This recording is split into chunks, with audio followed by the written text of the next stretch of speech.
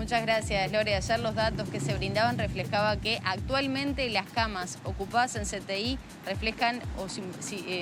representan el 64%. El 11% de ese total son personas que contrajeron el COVID. Pero ¿qué pasa de acá a 2 semanas, al 4 de abril? Bueno, se calcula que el 80% de las camas de CTI podrían estar ocupadas y un 35% de pacientes con COVID. Pontet, primero que nada, muchas gracias por recibirnos. Sabemos que son días complicados, pero también la preocupación que manifiestan ustedes, porque estos números, ¿qué representan? ¿Una saturación prácticamente del sistema?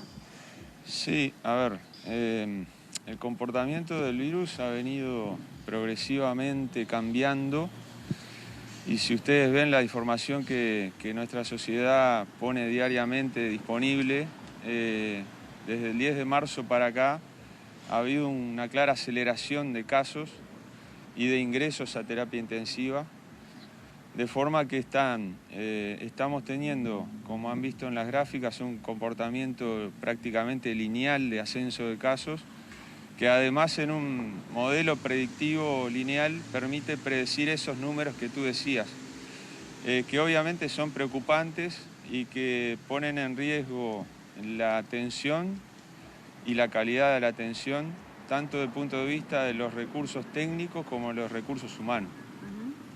Usted decía, ha ido cambiando. ¿Se está transformando en un virus más violento el COVID en la población uruguaya? En realidad, depende... ¿Más agresivo, por lo pronto? Desde el punto de vista individual, no.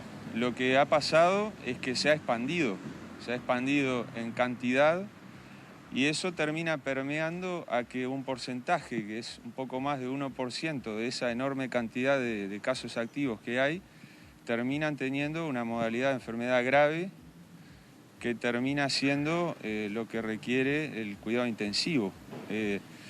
Eso indudablemente es algo que cuando nosotros, trabajando en forma proactiva, tratamos de predecirlo, es para que no ocurra, ¿no? Para tomar acciones urgentes y evitarlo.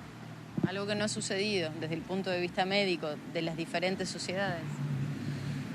Bueno, a ver, hemos venido trabajando durante meses para adecuar en un plan de contingencia, prepararnos para una fase expansiva como la que estamos teniendo. El tema es que todos los recursos son finitos y el recurso cama de CTI, más que nada, es limitado en cuanto a su capacidad de expansión. Acá lo que no queremos es que nadie se quede sin atención en un cuidado intensivo y que no haya demoras inaceptables en el ingreso a la terapia intensiva.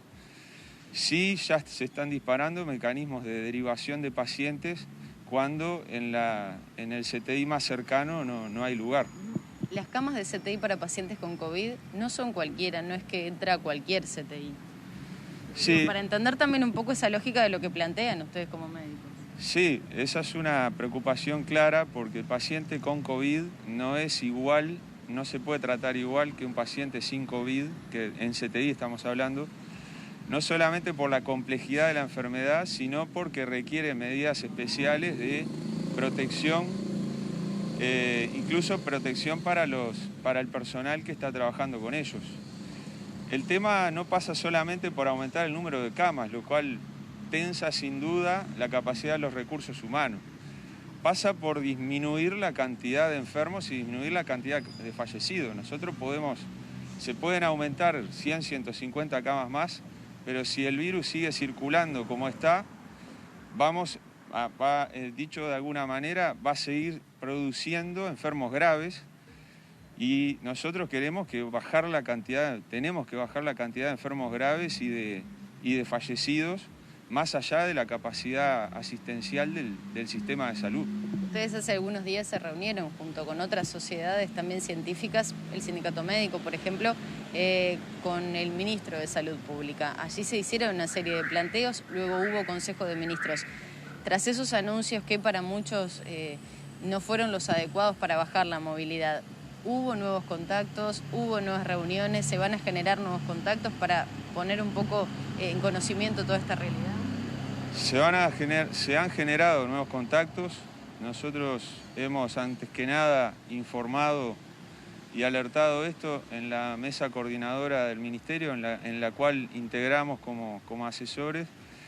Y también va a haber contactos junto con las otras sociedades científicas y el SMU y la FEMI también, que está especialmente preocupada porque se ha dado un evento que nunca se había dado antes a nivel de terapia intensiva, que los CTI del interior tienen más ocupación que los del área metropolitana. Eso nunca había ocurrido en la medicina intensiva uruguaya.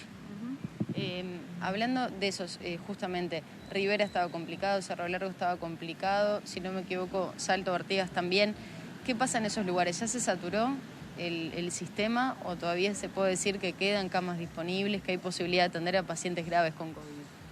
Ha habido eventos de saturación que con las medidas de contingencia se van conteniendo. Entonces, por ahora lo que ha habido son focos puntuales de saturación que de repente en 1 o 2 días se van resolviendo. Pero eso, obviamente, en la medida que el número de casos va subiendo, la probabilidad de aumentar las unidades que se van saturando, bueno, es lo que nos llevó a hacer esa predicción global, que cabe aclarar que es una predicción promedio de nivel país. Entonces, cuando uno piensa en un 79% de ocupación a nivel país, eso es un promedio. Hay un montón de unidades que están muy por encima de eso. Para también entender un poco el tema de los números, de las camas y de los pacientes, a este ritmo de 1.600 personas por día que se confirma como casos nuevos, ¿qué porcentaje derivaría a CTI? La cantidad de pacientes, el virus es un relojito, la cantidad de pacientes que terminan en CTI es aproximadamente hoy en día 1.1%. Entonces, si usted tiene 1.600 pacientes, sabe que de esos, como 20 pacientes, dentro de 8 o 10 días terminan en un CTI y varios de ellos van a morir. ¿Y cuántas camas hay adecuadas para CTI al día de hoy, para pacientes con COVID? Bueno, nosotros estamos llevando un relevamiento de camas totales porque las condiciones en las que se puede alojar, digamos, un paciente con COVID van a tener que ir cambiando en la medida de las necesidades. Y de hecho las instituciones se van adaptando, han ido en los meses mejorando su estructura para aumentar su capacidad específica de tener camas con aislamiento respiratorio. O sea que esa cifra es muy variable. Me hablaba del personal, algo mencionó, pero la previa me decía, bueno, tenemos el riesgo del contagio de ese personal y que cada vez es finito, usted lo decía, hay personas que tienen que irse adaptando, de hecho hubo también una suerte de contingencia para capacitar a personas que pudieran atender en CTI. ¿Cómo está el nivel de contagios, de aislados? Bueno, hay bajas puntuales del personal, aproximadamente un 5%. Eso cuando el sistema está tensado pasa a ser mucho porque cada colega o compañero o enfermero que falta se nota su ausencia porque el resto tiene que asumir el trabajo y la asistencia. Y bueno, en realidad también es cierto que el nivel de contagios trabajando ha sido muy bajo en la medida que se cumplen los protocolos y es un concepto general. Todas las actividades de muchas personas donde se cumplen protocolos, la transmisión del virus es baja. Pontet, usted me decía que hubo nuevas reuniones luego de ese Consejo de Ministros. Se anuncia, se maneja la posibilidad de reducir la movilidad, que es algo que se ha venido planteando constantemente para, bueno, que pase un poco esta época. Estamos en pleno plan de vacunación. ¿Qué novedades tienen ustedes sobre eso? ¿Cómo fue la recepción? La recepción con el ministro fue muy buena. Después hay un tema de roles de cada uno, ¿no? Nosotros, cumpliendo nuestro rol desde la sociedad científica, generando las alertas necesarias basadas en datos objetivos, y después están los actores que tienen que tomar decisiones a nivel país, que no somos nosotros. ¿Pero se va a seguir insistiendo en la baja de la movilidad? Sí, absolutamente, sí.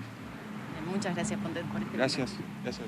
Bueno, compañeros, nosotros nos despedimos. Ustedes allí escuchaban la palabra de Julio Pontet, el presidente de la Sociedad Uruguaya de Medicina Intensiva, la preocupación que hay, sobre todo ese análisis, desmenuzar un poco esos números para entender también la realidad, era parte del objetivo de esta entrevista con Pontet. Siguen ustedes por eso.